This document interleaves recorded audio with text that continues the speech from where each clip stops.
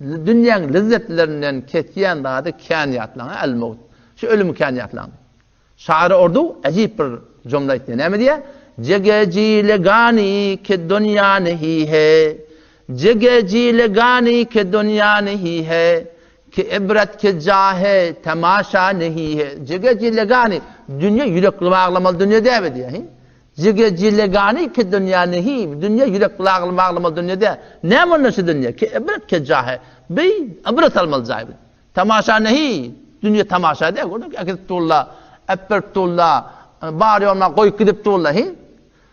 Şair şiir etti. La ya sahibi la tagtarir bi tena'umin fel umru yenfedu vel umru yazulu diye.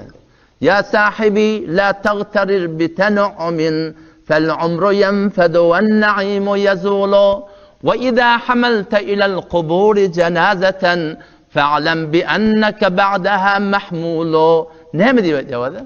Ya sahibi, ey benim dostum, la tagtarir bi tena'umin. Dünyanın nimetini allanma. Motor, maşin, halanyanın gidip akçı otok, akçı koynak, akçı yakçal, akçı halanda adın seni yaşa ketpiyatın. Ya sahibi, ey benim dostum, la tagtarir bi tena'umin. Dünyanın nimetini allanma. Ne mi diyeyim? Fel umru yenfedu. Umur geçer.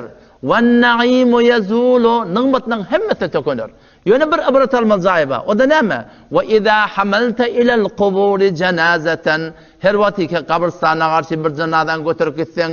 Fe'lem bi enneke ba'daha mahmulun. Kat'en sen şunu bilsenin bir gün şöyle götürüp akıtacaklar diye Müslüman. Aslı ne mi? Şoluğunu köpten köp yatlamalı. İnalekim ölüm gelecek, haçan gelecek velde Müslüman doğurma da hem şona teyarlık görmeli.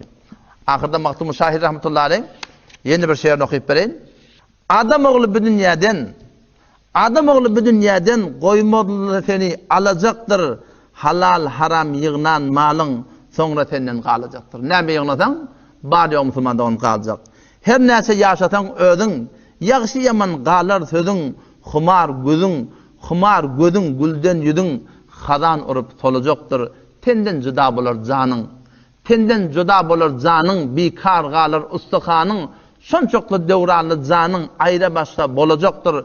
Öttü yadın, geldi kışın, namaz ruğda bolsun işin, bu dünyada sultanmasın, ne savdalar görecektir. Yani sen daha kuma girmeli, ne mi başa gelecek bildiğin Müslüman doğun.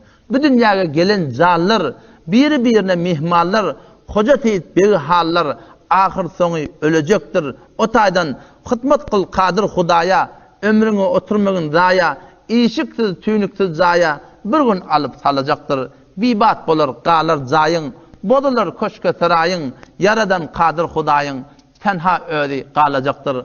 Maktumuli ati kulun, küfür sözden tözler dilin, kıyamette doğru yolun, sırat küfrü bolacaktır Müslüman doğunum. O da şu taydan inşallah ne mi dedi? Allah Tebarek ve Teala dünyanın ahiretin hoşluğunu dinine koyuptur Müslüman. Hem şu dünyanın hoşluğu, hem ahiretin hoşluğu dinine, kamil din yaşayacaklarda şunun bereketli Müslümanlığın dünyanın hem abatmayacak, ahiretin abatmayacak. O da şu taydan öğret hakkımızda, hanıvadan hakkında, daşçavun hakkında hem dua edeli, o hem şöyle ne mi de inşallah rahmet çekeydi.